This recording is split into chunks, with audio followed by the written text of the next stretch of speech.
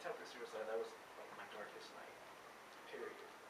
Didn't think I was gonna make it through that. And so to come out on the other side of it and say, okay, I didn't die, there was just a sense that, okay, I'm here for a reason. And so that began, the process. I was ready to throw everything away. I mean, I was already accepted to college. My parents were getting ready to take me down to Florida to go to school. All of that was already set. I was ready to put it all away. So just went to school. There, I was able to understand. Really just saw something. It just started to kind of pour into me. And it was just a day by day step. And I will say at one point, a friend of mine in college, a freshman year, got shot in a drive-by just off campus. And this was someone who, before that time, I didn't like. We weren't friends at the time when it happened. And after it happened, and after he got, he ended up dying a few days later. But that really, you start thinking about the value of human life and the value of my own life, and just realizing that I need to do something different. What exactly did you try to do? Well, I thought first I thought about a gun, didn't get access to one. Thought about slitting my wrist. Thought that was kind of productive. The idea is you want to die quickly. It was the middle of the night. I had just gotten in a blown out argument with my mom and dad. And my dad is taller than me. Bigger. I'm going toe to toe, and it just never happened. And I ended up running out of the house. And around where I live, where my parents live, where I grew up, there's a blind curve, and it's always busy. I don't care what time of night. There's always cars coming through there. So I stood on the other side of the blind curve, and I was just waiting for a car to just come by and take me out. And I stood out there for about 20 minutes, and there are always cars coming through there. And I stood out there for about 20 minutes, just right on the other side, just waiting. And there isn't a single car.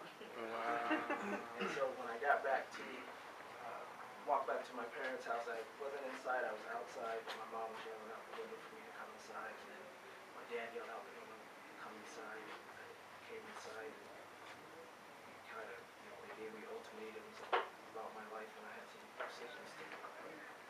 So that's what happened. The short version. I'm curious, generally speaking, many of us have been through some kind of difficult times at one point or another. And an argument can be a terrible thing in itself. But most likely,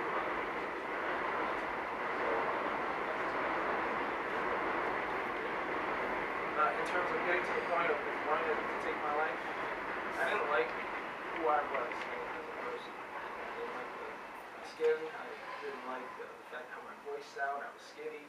People would make fun of me, and just going through school, you kind of laugh stuff off. You learn how to laugh things off, but it would still hurt. Issues with my dad working a lot, and feeling like he's not there for me. Issues of just the pressure of that and wanting to be someone else. I can't be somebody else. I didn't like who I was. All of that added up with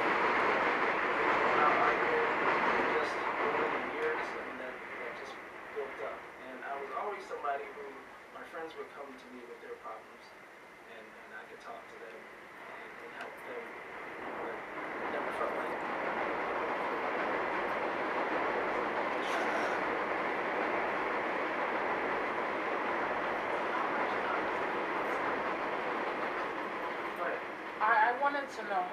I wanted to know what it felt like to bare your soul like that, or didn't you? in terms of Writing the book. Did you tell it all? well, this is a novel. Parts of me are in here. I mean, any writer will include parts. I did mention this is my second book. My first book, which is a collection of poetry, short story, and short essay, I actually wrote about that situation specifically in that book. But in here, and that ties into your question about how much of me is in here. My life, parts of it are speckled, sprinkled throughout the entire book. In between the main character, Curtis, and even the bully, Trey Sean, there are bits and pieces in there. So I will share one story. There was one time I was 9th grade, being bullied myself, and actually I'm jumping ahead. I was in elementary school, about 6th grade, 6th, 7th grade, and my dad's a pastor.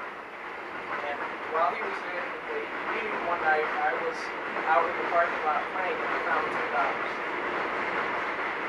Stupid me, being that young, I'm like, hey, I found $10. So there was this guy walking by, he was about 5 years older than me. He said, you found $10? And I was like, yeah. So he pulls out a knife, and he's like, give me the $10. So he's got me at knife point. I give him the money. He starts walking off, so I start crying.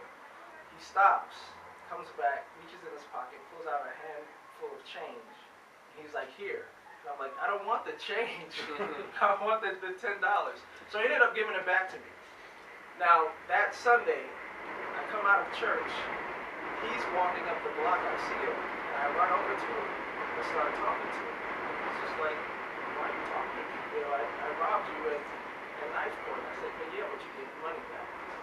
So we ended up becoming friends. So he was in high school. So by the time I got to 9th grade, he was in 12th grade for the second time. Really, he was for the second time. And so I was being bullied by these 3 10th graders. And one day they were chasing me off campus. And as I was running for my life, he was coming on campus. And so he was like, Alan, what's going on? I was like, these guys, they're chasing me. I didn't do anything to them. So he was like, okay, I got this. And he was like straight from the projects. And so they came up and he was like, yo, you got a problem, with him? And one guy stepped to him and he just, clocked him and just knocked him down. And then he was like, the other 2 guys, and they just backed off.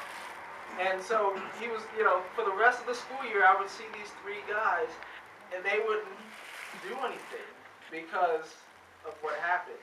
And so bits and pieces of that are weaved into this story. So